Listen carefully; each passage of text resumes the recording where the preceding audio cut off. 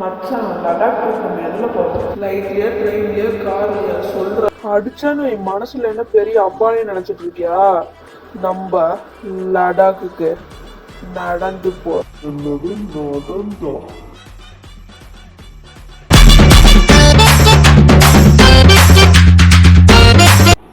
மச்சான் லடாக் போறதுக்கு ஒரு ஆளுக்கு 10,000 ரூபாய் தேவைப்படுதுடா.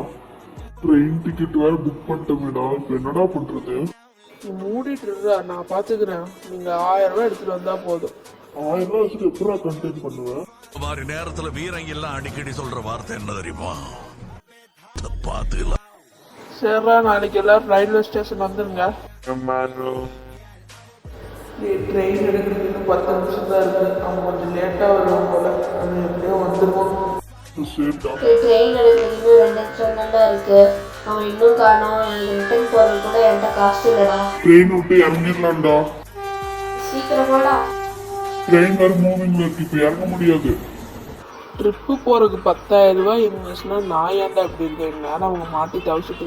அவ்வளவுதான், நம்மள முடிச்சு விட்டு இங்க போங்க.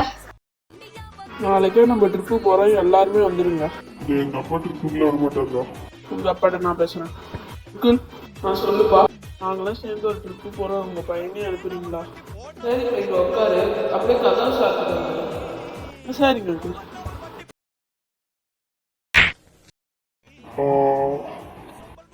ஏன்டா எங்க பிளட்டு? ட்ரிப்பு அதுட்டு எவனோ வீட்டு பக்கம் வந்து நீங்க போட்டுருவேன். அது ஒன்றும் இல்லடா, தடுக்கி விட்டுருச்சு.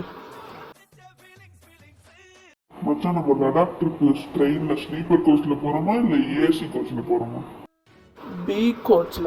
பி கோச் அது என்ன புதுசா இருக்கு? பி கோச்னா பாத்ரூம் கோச். அப்படின்னா? ஆமாடா, நம்ம இந்த லடாக் ட்ரிப் எல்லாரும் பாத்ரூம்ல உட்காந்து தான் போறோம்.